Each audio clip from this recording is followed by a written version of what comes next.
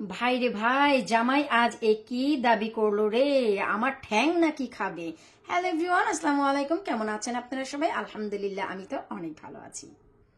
আশা করি আপনারা সবাই ভালো আছেন। আরো একটি নতুন ভিডিও দেখার জন্য আপনাদের সবাইকে ওয়েলকাম জানাচ্ছি।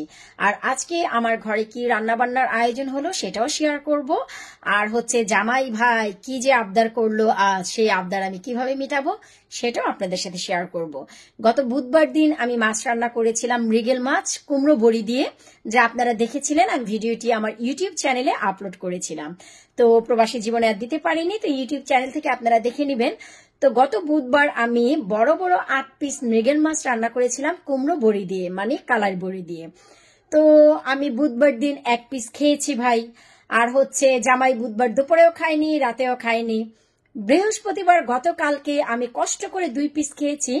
তো 3 পিস মাছ যাওয়ার পর আরো বাকি থাকে কয় পিস, আমি 8 পিস মাছ রান্না করেছি।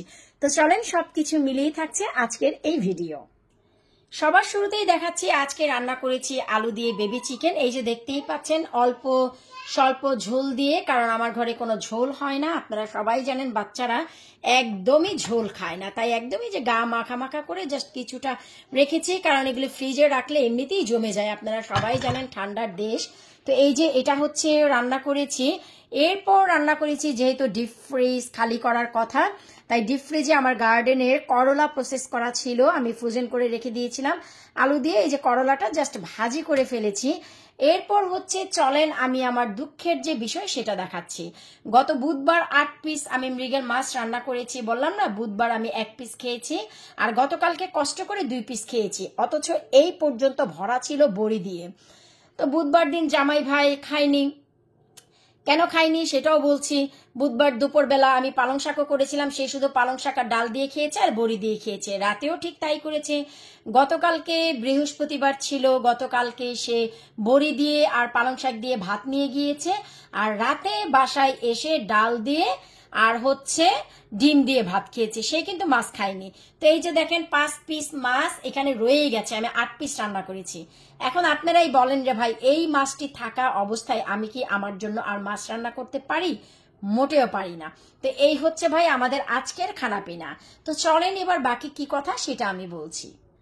স্বামীকে আজকে সকালবেলা যখন কাজে যাচ্ছে হাসপাতালে, তাই জিজ্ঞেস করলাম যে আজাদ মিয়া, তুমি তো মাছ খেলা না, শুধু বড়ি দিয়ে খেলা, আজকে তো রান্নার পালা। যদিও আমার মাছ আছে, কিন্তু বাচ্চা কাচ্চার তো খাবারের দরকার। আজকে তো রান্নার দিন, বুধবার রান্না করেছি, একদিন পর পর করি, তা তো আপনারা সবাই জানেন। তো কি রান্না করব? তো সে আমাকে বলছে আমি ঠ্যাং খাবো। ওরে আল্লাহ, আমার না কিন্তু ভুল বুঝবেন না, গরুর ঠ্যাং খাবে। ডিপ ফ্রিজে কোনো ঠ্যাং নেই, অথবা ভুড়ি খাবে সে। তো ভুড়িও নেই ডিপ ফ্রিজে। তো চিন্তা করলাম ডিপ ফ্রিজ তো ভাই এমনিও বক্স টক্স বের করে খালি করার পালা। তো সেই হিসেবে স্বামীর মনের আশা কিছুটা তো ভাই পূরণ করতে পেরেছি। সেটা কি চলেন একটু দেখাচ্ছি। আপনারা সবাই জানেন আমি যখন ভুড়ি রান্না করি 3 কেজি 4 কেজি একসাথে রান্না করি। তো এই যে এক বক্স আমার ডিপ ফ্রিজ করা ছিল, আমি শুধু বের করে রাখলাম, কিছুই করিনি, কোনো প্রসেস না, একদম রান্না করা ভুড়ি। আজাদ হচ্ছে রাতে আসবে হাসপাতাল থেকে 9:30টায়, তখন আস্তে আস্তে এটা এমনিতেই ডিস্টল হয়ে যাবে। তো যেহেতু ঠ্যাং খাওয়াতে পারিনি ভাই, আমার ঠ্যাং না কিন্তু রে ভাই, গরুর ঠ্যাং। তো ভুড়ি যেহেতু ছিল, যে তার জন্য ভুড়ি বের করে ফেলেছি। আর হচ্ছে করলা ভাজি, ডাল অবশ্যই আছে, বুধবার রান্না করেছিলাম, সেই ডাল রয়ে গেছে। তো এই দুটি দিয়ে ডাল দিয়ে সে খাবে। আর হচ্ছে আমার আমিনাকে আজকে শুধু আলু চিকেন খাওয়াবো, আর আমি করলা ভাজির সাথে ভাই এই যে দেখেন মৃগেল মাছ খাবো। তো জামাই যদি মাছ না খায় ভাই, তাকে জিজ্ঞেস করেছি তুমি মাছ খাবা না, মাংস খাবা না, তো তোমার জন্য কি ডাল রান্না করে আবার ডিম সিদ্ধ করে ফেলে রাখবো?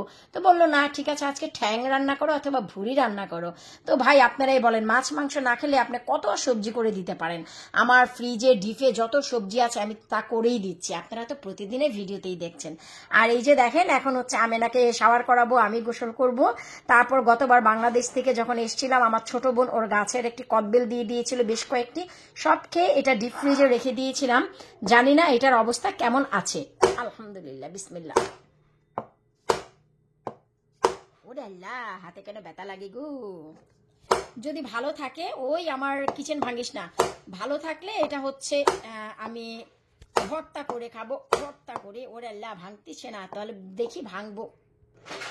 এই তো ভাই জোরে সোরে আছাড় দিয়ে ভেঙে নিলাম, ভেতরটা শুকিয়ে গেছে, ডিপ ফ্রিজে যেহেতু ছিল অনেক দিন যাব। তারপরে এই যে দেখেন কিছুটা আসলে প্রেস করলে নরম হচ্ছে, জানি না খাওয়া যাবে কিনা। যদি খাওয়া যায় তাহলে তো অবশ্যই একটু ভর্তা করে খেয়ে নিব। আমিনাকে শাওয়ার করে ইচ্ছে হচ্ছে যে ঠিক আছে অনেক দিন হয়ে গেছে, এটা বের করে খেয়ে নেই, জানি না যে নষ্ট হয়েছে কিনা। তো এই যে দেখেন অনেকটা ফাঙ্গাল ফাঙ্গালও লাগছে রে ভাই। ও না না সরি, এটা ফাঙ্গাল না, এই যে দেখেন কাছ থেকে দেখাচ্ছি আইস জমে আছে, ডিপ ফ্রিজে থাকার কারণে বরফ জমে গেছে। তো এই হচ্ছে ভাই দেখেন, আমি মাছ টাছ রান্না করলে খাই না। আরো একটি জিনিস আমি জানি না আপনাদের সাথে শেয়ার করব কিনা, আমি যখন বুধবার মাছটি রান্না করেছিলাম এই যে কুমড়ো বড়ি দিয়ে, তো মাছের পিসগুলো দেখে অনেকেই আমাকে জানতে চাচ্ছিলেন, অনেকে যেটা কি মাছ ছিল আপু, মাছের পিসগুলো খুব বড় বড়। তো এই জন্য যদি আপু বলতেন যে কি মাছ ছিল আর এটা কত বড় ছিল। এখন আপনারাই বলেন যে কত বড় মাছ ছিল, সেটা কি বলাটা ঠিক হবে? তো এখন যেহেতু লাভলি ভিউয়ার্স জানতে চেয়েছে, তাদের উদ্দেশ্যে বলে দিই, এটা হচ্ছে মৃগেল মাছ ছিল। আমি রুই মাছ খাই না, মৃগেল মাছটা খুব মিষ্টি হয়, তাই আমি যে কোনো জিনিসের সাথে আলু বলেন, পটল বলেন, সিম বলেন, বেগুন বলেন, ফুলকপি বলেন, যা খুশি তা দিয়ে আমি মৃগেল মাছ খাই, এমনকি এই কুমড়ো বড়ি দিয়েও খুব ভালো লাগে। আর এই মাছটির ওজন ছিল 7 কেজি। আমি 7 কেজি ওজনের মাছটি কিনেছিলাম, যেহেতু এই মাছে বড় বড় কাটা, বাচ্চাদেরকেও একটু খাওয়ানো যায় আমেনা বুড়িকে, তাই আমি বড় মাছই কিনি। আমান তো খায় না, আমেনা বুড়ির জন্য মাছটা বড় হলে আমার জন্য ইজি হয়। ছোট মাছ আমি নিজেও খেতে পারি না, আর হচ্ছে বাঁচতেও পারি না, গলায় কাটা ফোটে।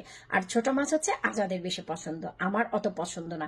আমি হচ্ছে বড় মাছ যে খাই তা না, আমি পছন্দ করি যেমন কই মাছ, বাইলা মাছ, তারপরে হচ্ছে ওগুলোকে কি বলে, পাবদা মাছ, মানে যেই ধরনের মাছগুলো আই মিন সুইটেবল একটি সাইজ থাকে, যেমন ছোট ছোট পুঁটি মাছ, এগুলো আপনার আমার বেছে বেছে খেতে হয়, গলায় কাটা ফোটে।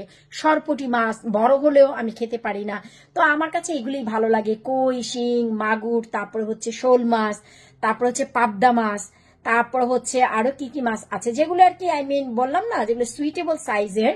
মৃগেল বা বড় বড় মাছ আমারও পছন্দ না, কিন্তু আমি মৃগেল মাছটা পছন্দ করি মিষ্টি বলে, এই আর কি। তো আজকে এই ছিল আমার আপনাদের জন্য ভিডিও। পরবর্তী ভিডিওর জন্য আবারও আপনাদের সামনে চলে আসব।